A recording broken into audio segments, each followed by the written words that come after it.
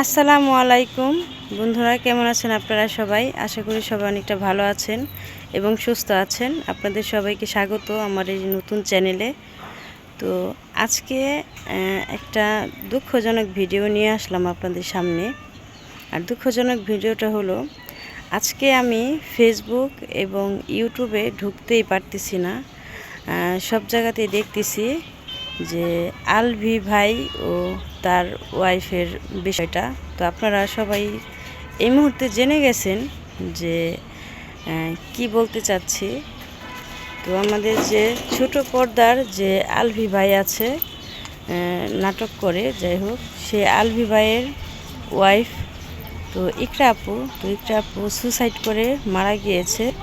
আর সে কিন্তু ইচ্ছাকৃতভাবে মারা যায় নাই, সম্পূর্ণ দোষ কিন্তু আলভি ভাইয়ের। তো সে যে পরকীয়া করেছে তিথি আপুর সাথে, সেটা আসলেই সত্যি। আমি অনেকটা খবর ভালো করে ঘেঁটে ঘুটে দেখি যে না, এই ঘটনা সত্য।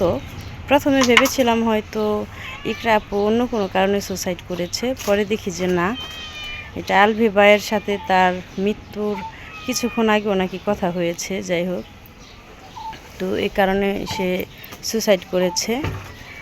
তো মানে দুঃখের বিষয় এটাই যে আমাদের বাংলাদেশে আরও কত যে এরকম প্রাণ ঝরলে হবে পরকীয়ার কারণে। তো পরকীয়ার কারণে যে বর্তমানে কতগুলা সংসার ভাঙতেছে সেটা বলার মতো না। কত সন্তান মা হারা হচ্ছে, বাবা হারা হচ্ছে, এবং কত প্রবাসী ভাইরা তার সুখের সংসার হারাইতেছে, সেটা বলার মতো না। তো আমরা চাই দেশের পরকীয়াটা প্রতিরোধ হওয়া দরকার। আমাদের দেশে যে নতুন সরকার হয়েছে, সেই সরকারের কাছে একটা জিনিসই চাইব, যাতে এই ধরনের যারা পুরুষ হোক বা দ্বিতীয়বার আরেকটা নারীর সংসার যাতে না ভাঙতে পারে।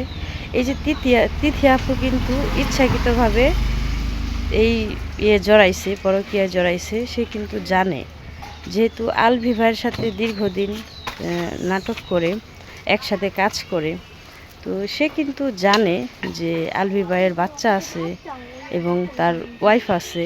তো জেনে শুনে তার সাথে কিন্তু পরকীয়ায় জড়ানোটা ঠিক হয় নাই। তো পুরুষ মানুষ একটু অন্যরকম হবে, এটাই স্বাভাবিক, আমরা সবাই জানি। পুরুষ মানুষ, সে চরিত্র একটু অন্যরকমই থাকে।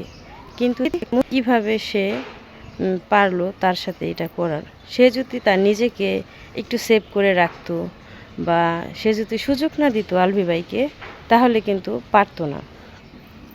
তো যাই হোক, একটা পরকীয়া প্রেমের ঘটনায় কিন্তু মহিলাদের দোষ বেশিরভাগ থাকে, কারণ পুরুষরা একটু অন্য স্বভাবের হবে, এটা আমরা কম বেশি সবাই জানি।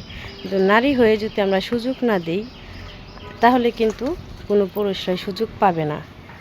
তো নারীর সংসার ভাঙে।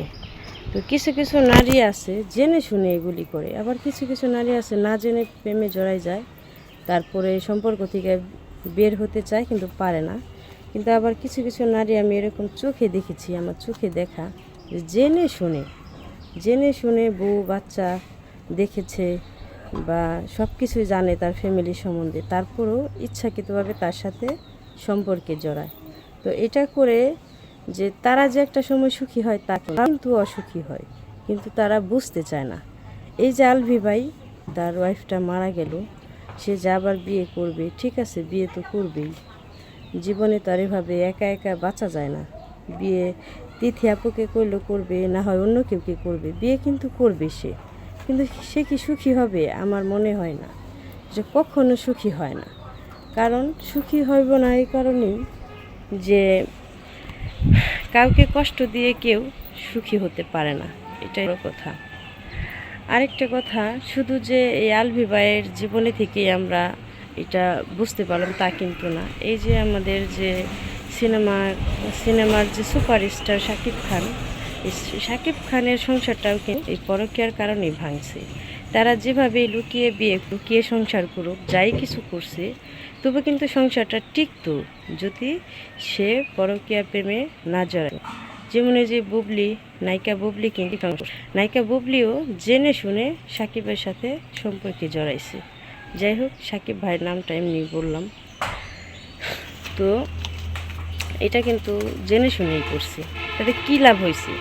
অবশেষে কিন্তু বুবলিও কিন্তু তাই সংসার করতেছে, বরঞ্চ কোনো লাভই হয় নাই। উল্টা উপবিশ্বাসের জীবনটা যেমন করে দিয়েছিল বুবলি, তার জীবনটাও বিধাতা অমন করেই দিয়েছে। তাহলে একদিন মাথায় নিতে চায় না, ভবিষ্যতের কথা চিন্তা করতে চায় না, বর্তমান নিয়ে সুখী হইতে চাই, যে আমি এই কাজটা করব, ভবিষ্যতে আমার লাইফটা কি হবে ওইটা কেউ চিন্তা করে না। যাই হোক, এই খবরটা আর কি আমি আজকে দেখলাম, কালকে থেকেই দেখতেছি ফেসবুকে অনেকবার আমার সামনে আসছে এই ইকরা আপুর ঘটনাটা।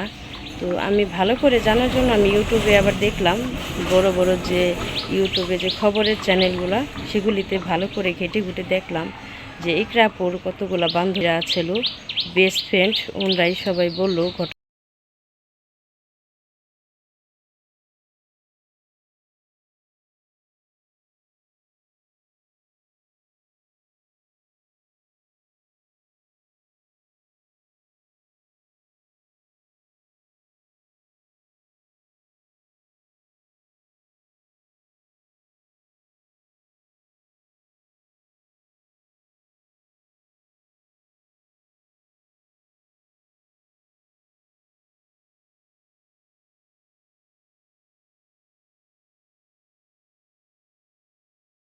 তো আমি যেই কথাগুলো বললাম, আপনারা আমার সাথে কে কে একমত তারা অবশ্যই কমেন্ট করে জানাবেন।